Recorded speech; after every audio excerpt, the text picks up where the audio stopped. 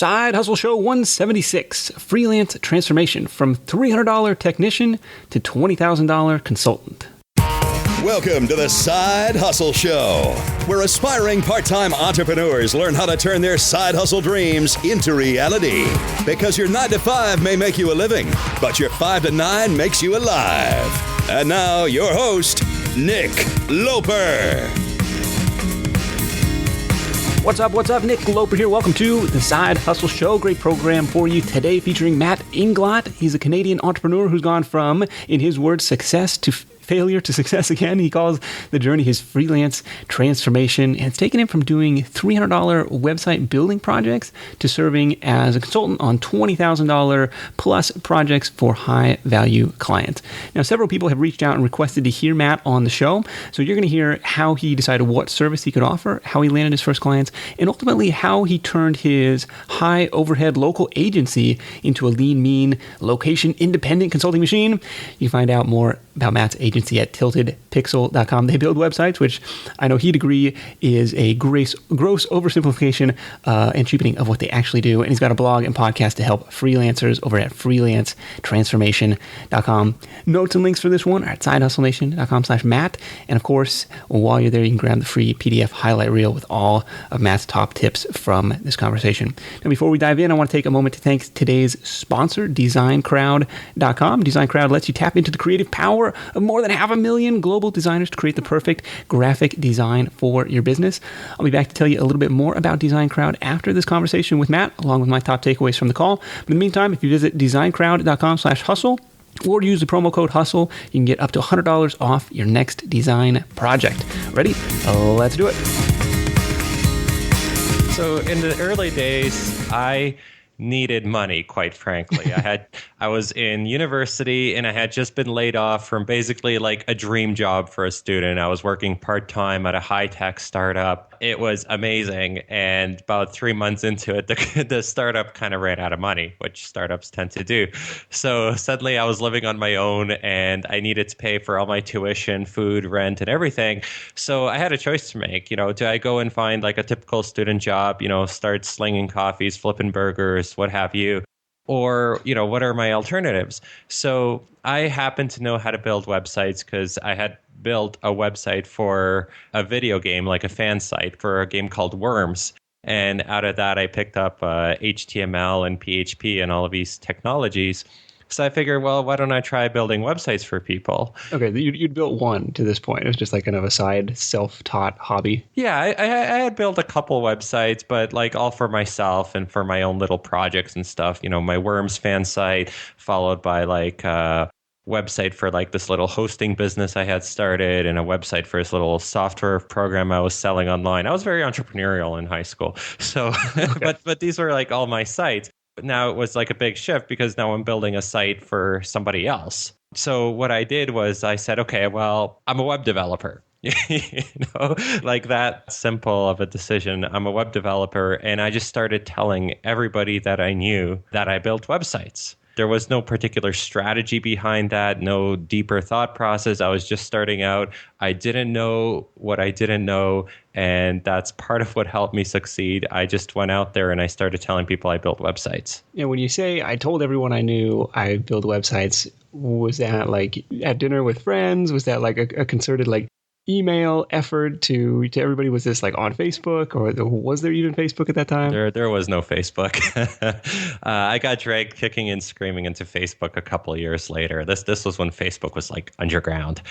But it was all just anybody I knew. So there was two parts to it. One was literally my friends, my family, my professors. If I went into a store that I liked and got chatting with the owner, I tell him I build websites. If you were serving me coffee, I tell you I built websites. Like my whole thing was, if we're going to have a conversation for more than 30 seconds, you're going to walk away from it knowing what I do. Okay. So it's kind of a blanket approach. And I did make a concentrated effort to do something that basically terrified me, which was to go to networking events, to like different like business meetups and stuff. And when you're like a 20-year-old kid, that is the scariest thing in the world because you got all of these business professionals and everything. And did you see much result from those networking events? I did. So my first website was a $300 project, and it was just pure chance. I was at one of his events. I was talking to somebody that wanted to make a present for his sister, and she had a jewelry business. So he paid me $300 to build a website. I gave $100 of that to my friend to design it. We were both equally naive on pricing strategy. Okay. And I kept $200 for myself to code it. And that was my first entry into website development. I imagine you've raised your rates a little bit since then, but I really like your point about talking, it starts with your personal network. And same as this podcast, like the guest started from my personal network and spidered out, hey, who else do you know?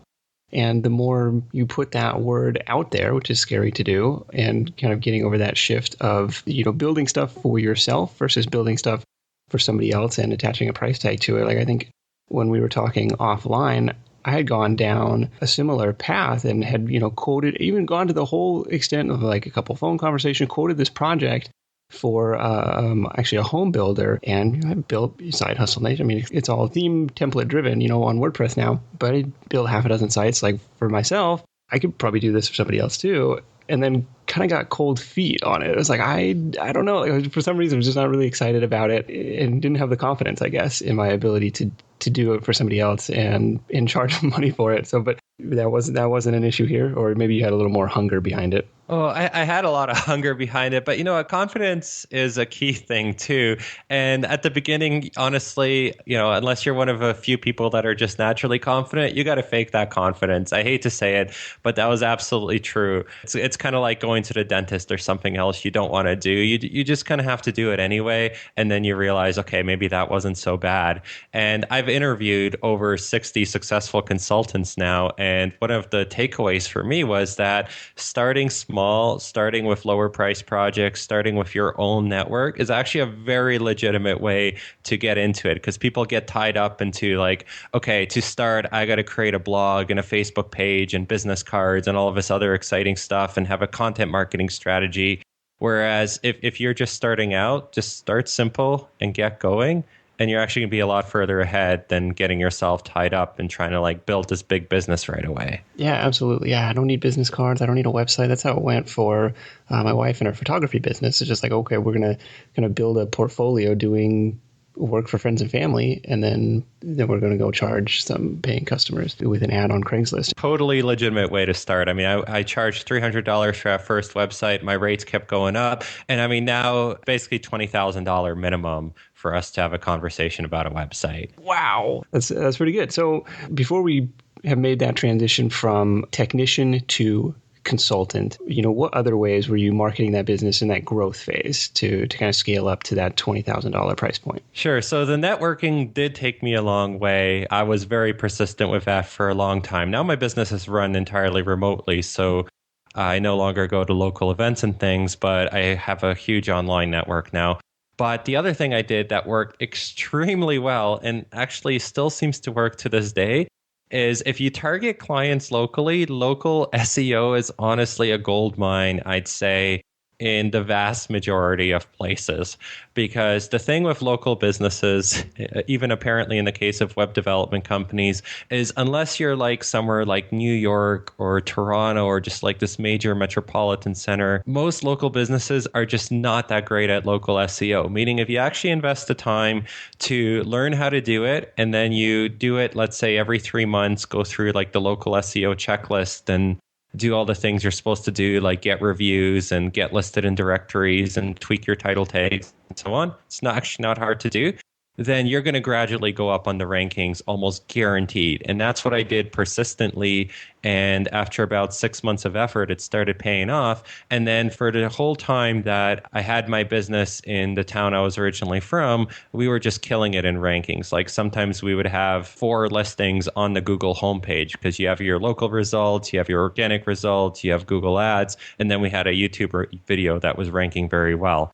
And so a fair bit of business also came from that. And again, that was nothing special. It's not like I'm an SEO wizard. I actually strongly dislike doing any sort of SEO, but I just put in that persistent effort of maybe 4 hours a month, and it paid off hugely. That's something that I think is still something that's overlooked. Yeah, I think you're spot on that. For a lot of small towns or even medium-sized cities, it's still low-hanging fruit. And if you can get your on-page stuff done well with, your title tags and your image tags and getting those directory listings or those citations, like you said, that's a really cool opportunity. And it's same for the photography business. It's like Bryn spent a couple of days researching, what it was going to take to, optimize the site for local SEO.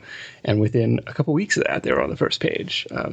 Absolutely a cool opportunity on that front. If you are in a big city, would you target like a neighborhood of that city? So instead of like New York, web development, would you like do like Midtown, or would you do like, Queens, or would you do like some subset of it? I probably wouldn't, not for web development, because I kind of have doubts that that is how people actually search. I think they probably search New York web development.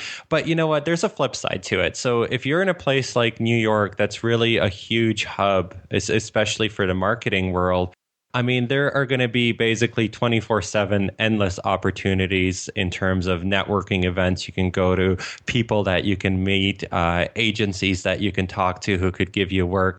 So yes, I mean, it's a little more crowded, but because it's a little more crowded, I'd say the opportunities actually multiply. It's just, in that case, I'm not sure if local SEO would be the best for you. That said, I had a guest on recently who did kill it in local SEO in New York by complete accident. So it can happen.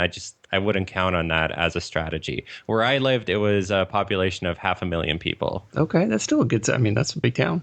It's a city for sure. It doesn't have to mean like a 30,000 person town. In fact, if you get down to like a 30,000 person town, your challenge becomes there's probably not bigger businesses in that town to target. Yeah, play the game you can win. If it's too competitive, try a different angle. Absolutely. So what happens? So now you've got 4 listings on the homepage of Google. You've got, these clients coming in, and what happens next? So I get it in my head that I have a successful business, and I open an office. And this is still while going to school and taking like a full course load and everything. I open an office and I hire a full-time developer. And basically, like, I think it was like a year and a half, 2 years later, I decided that office wasn't big enough. And I got a bigger office and I hired more developers. And I started really believing that, I was successful and that I was growing this big business. The mistake that I made, though, and it did all come crashing down on me, was that I never really got the fundamentals right. I had all these leads coming in, but I never really figured out who we were targeting. And I never really figured out how to sell a website for what was real money. Like, $5,000 for a website sounds like a lot of money until you've got office space, overhead, you're paying for really good developers and so on. Then $5,000 for a website is not good money. And I never quite made that leap. And I never made that leap to understand how I can like bring on recurring clients. So what ultimately happened was basically I realized I had this business that wasn't really moving. So I really dove in and decided, okay, well, I got to cut out all my expenses so this thing just doesn't run out on me. And I got to figure out how to actually run this business as a business and not just pretending I'm Donald Trump or something. And that's where all of my, I feel, real growth came in, where I realized, okay, the fundamentals of, who is it that we're targeting? How do I keep selling to clients? How do I turn a lead into a $20,000 project that then becomes a $100,000 relationship? These are the things I finally sat down and figured out. So if I wanted to, I could go back right now and start an office and do it successfully. But now I actually love my life as, having a really small operation where I've got a few contractors and myself, and that's it. And that's actually better than office space and everything for me. Yeah, I think you did a lot of things right, and you did, in your mind, a couple of things wrong. And one of those mistakes was building a lot of overhead into the business, and say you really value the location independent lifestyle. You really value kind of your time freedom. Was this a shift? Would you call this like productized consulting, or would you just call this like, hey, we're going extremely upmarket now? Extremely upmarket. And you actually kind of hit on 2 lessons there. One was that overhead was basically killer, because once you have overhead, I mean, you need to get a certain amount of work every single month. And if you are doing, consulting work and it's not highly recurring, then that becomes a problem. But the other thing you hit on is the fact that I hadn't even figured out what I want my life running this business to look like. And like you mentioned, it turns out that I actually highly value my freedom, my independence, the fact that I can travel at a moment's notice. And that's something an office space would have never given me. The other thing I think you did a good job of was removing yourself from the deliverables from the very early days, even, from hiring your buddy to do the design for $100. Like that was kind of built into your systems. Like, okay, I'm going to be the front of this. I'm going to be the sales engine, but I'm not always going to be the hands-on guy doing the work. Yeah, surprisingly, that was something that I did well from the start, because I originally had that idea of I really want to build a big business, because the town I was in, it was a very strong startup community there. Like Waterloo's basically like Canada's little Silicon Valley. So it was kind of ingrained in my head that the only way to run a business is run a big business. So I did think about processes and so on. So here's the problem with raising rates. And you have to start low to be able to raise rates, right? And I'm curious, because everyone gives the advice, just double your rate. And the fear is, well, no one's going to hire me anymore. But my other question is, like, do you have to go through that grind to build a portfolio to realize, like, it's time to raise the rates? You know what? I'm still trying to figure that myself. Do you have to go through that grind? I really don't think so. You could, especially if you have some experience under your belt, start charging fairly premium rates right away. I know this because I've interviewed guests that have done exactly that. But I don't want to paint that as a requirement. I don't think there's anything fundamentally wrong from just deciding to get started and to try it, to dip your toes in the water and realize that you're going to make mistakes, you're going to undercharge. But then how can you take what you've built, this little starting point, and quickly grow it? So like in terms of raising rates, for example, there's basically two ways to raise rates. One, you raise your rates because you realize that you're full, and that means you're probably undercharging, which means you can just simply probably double or triple your rates overnight, and you might get less work, but you'll end up making more money. But the other point is eventually you do hit a point with raising your rates where you start realizing, okay, I have to approach projects differently. I have to work with my clients a little differently. And I kind of have to transition from just being someone that takes orders from a client, I want a website that has this and this and this on it, to being more of a consultant, an advisor, and being the one that says, okay, client, you're trying to solve increasing sales. Here's what a website that increases sales will have on it. And that's when the magic really starts. And then you kind of transition to value-based pricing, right? Like if this is going to result in a $100,000 increase in your business, and a number of guests have said this, well, and $20,000 to build it is a no-brainer. Yeah, exactly. And that's kind of become one of my secrets with running my agency is now I filter my clients heavily, and I will only work with those clients that stand to gain a lot from working with us. So if I think we can generate those kind of returns because, we're going to build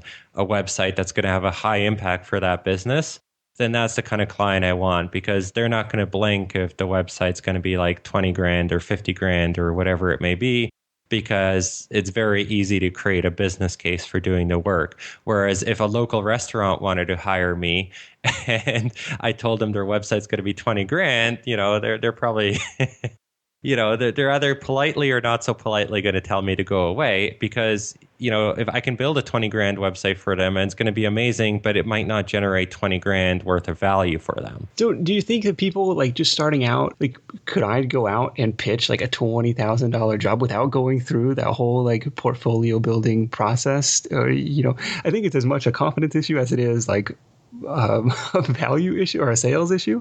We've talked to people who have, charged $250 for an article. We've talked to people who really command premium prices, but it seems like there was a process to get there. They didn't just, stick their flag in the sand and be like, well, take it or leave it. This is my rate. Right. Well, it depends how you go about it. If tomorrow you decide, I'm going to go and try to pitch a $20,000 project, but I'm not going to bother to read any materials on this or talk to anyone that's done it successfully, it's going to be a tough road for you.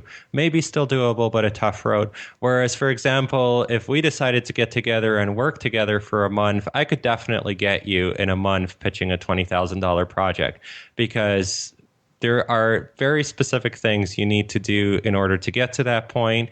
And there is no reason why you have to spend 5 or 10 years, making all the same mistakes and making all those same realizations the slow way, whereas you can, just learn from the people that have already done it. Fair enough. One of those specific tactics, I imagine, is on that client selection front. So you want to walk us through kind of your criteria and looking for a high value selection. And this will apply across web development and pretty much any other type of freelance relationship. Absolutely. So you want to find clients that I call high value clients. And I even have a checklist for this on my website. So there are basically a few things you want to consider with the client. The first thing we had already talked about was just making sure that the client is going to get a lot of value out of working for you. I kind of use 5 times as much value as a benchmark. So if I'm selling a $20,000 website, I'm not going to sell it if I don't think the client's going to get at least $100 worth of business value out of it. So more sales or cost savings or something like that. But there are other things you want to consider, like you want projects that are high priorities for that client. You want projects that stick to a narrow focus for you. So, you said you build websites and you build WordPress websites. I don't want to see Nick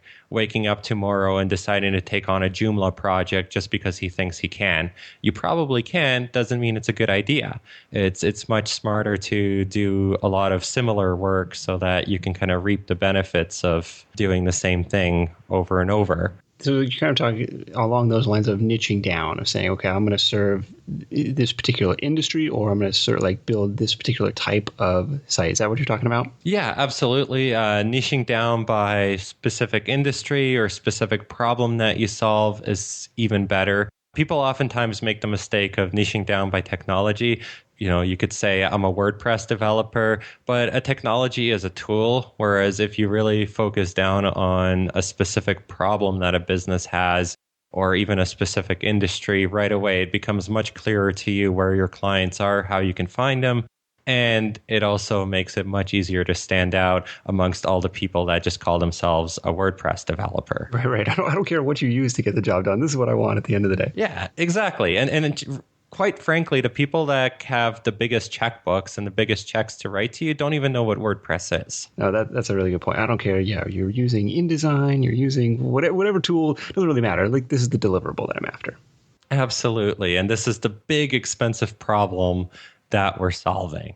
So for example, e-commerce site, they want to get more sales, or people are abandoning their shopping cart halfway through the checkout process. Those are expensive problems. If you can solve those problems for people, who cares what tech you use? And I actually just built a tool for this, by the way. Literally last night. It's at freelancetransformation.com/find your niche. Oh, nice. It's just an online tool. There's no sign up required or anything. And it's just you select your skill set, the general type of business you want to target. And then it's going to let you build out what problem are you solving? There's a ton of expensive business problems in there and how exactly you're solving it. And it's kind of fun. It's a good exercise to really kind of get your brain juices flowing. Very cool. Thanks, Matt. We'll link that up in the show notes for sure. Cool. The next thing is for these big value clients, these big dollar clients, do they care that you don't have an office now? They don't care that you're a world traveler and not always on email all the time? No, they don't care. Because some of them I don't think even know that we don't have an office.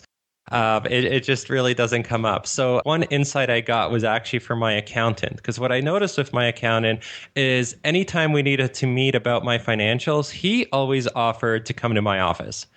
And I realized right there, that's actually part of the service that accounting firm offers, is they come to you. You don't have to go and drive out to their offices. So a light bulb went off. Wait a minute.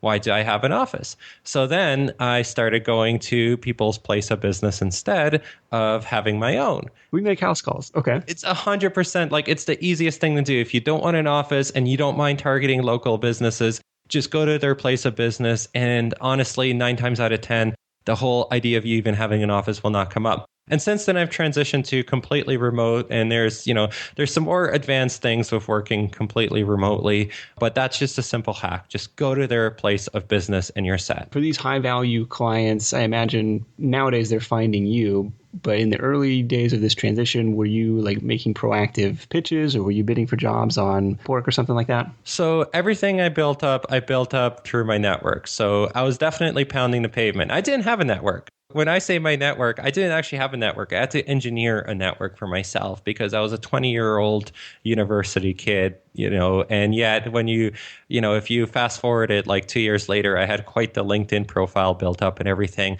That was just methodically meeting people. I never used job boards. I found a couple contractors through Elance, but which is now like Odesk, which is now Upwork and whatever they're going to call themselves tomorrow. But I just never got into that. I have had guests on my show that have done that successfully, but I just never felt the need to do it. I'd much rather find the businesses that I think I can do a lot of good for and speak to them one-on-one and talk to the owners or the decision makers, create a conversation about, what are they struggling with and connect that to how I can help them, versus looking at a job board that might have, 1,000 listings at any given time. And oftentimes what people think they need isn't actually what they need. So it just seems like a harder way for me personally to go about it. But again, some people have had success with them, so I'm not going to knock it. What have you found is the most effective way to recruit team members to do some of the nuts and bolts of delivering this client work? I think the best way and the way that has worked for me, that's actually how my entire team has been built now, is again through networking. Like the more people you can talk to, the more you can build your network, the easier it is to find people who are really talented. Because here's the problem. The people that are really talented, they're not just, they're not probably on Elance looking for work all the time. They're busy. And that's kind of the key catch is if they're busy, they're not actively shopping.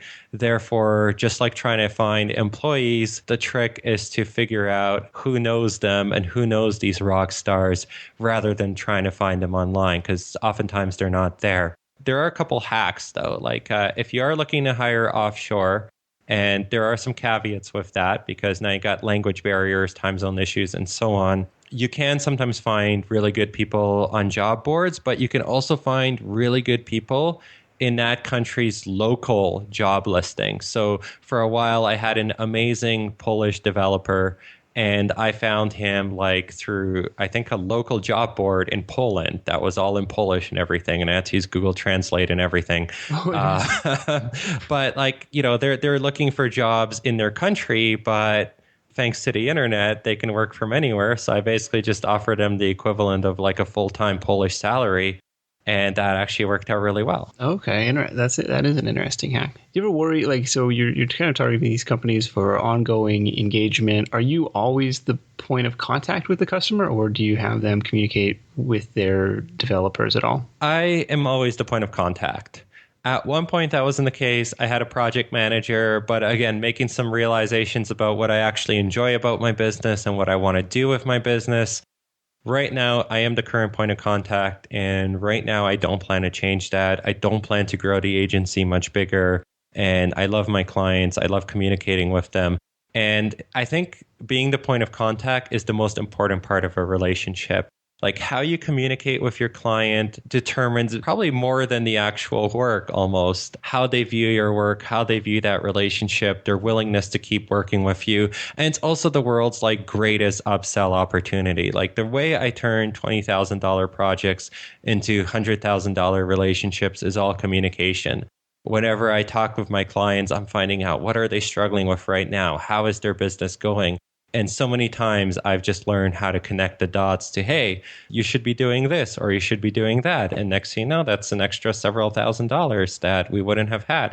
So I don't want to delegate that most important part of that relationship away. And if I ever got to the scale where I did, that person would either have to become a partner in the business or they would basically just have to be like a rock star project manager or client relationship manager from like some agency that's like just really killing it in client relationship. Like I feel so strongly that is probably the most important part of the business right now. Yeah, each touch point becomes another relationship builder or another opportunity to learn more about their business, for them to be impressed with you and your communication and your work.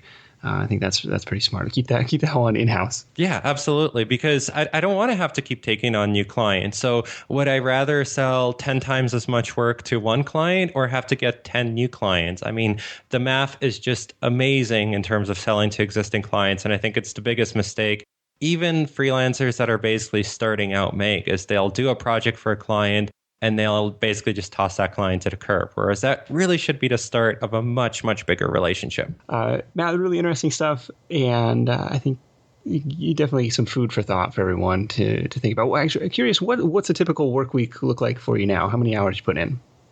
So my agency probably takes between 20 and 30 hours to run, depending if it's a busy week or if it's a slow week.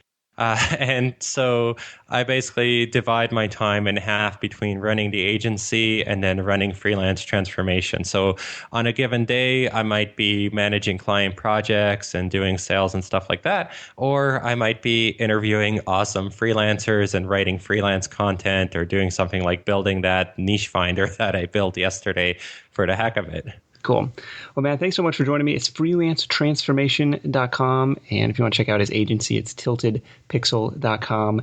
Matt, let's wrap this thing up with your number one tip for Side Hustle Nation.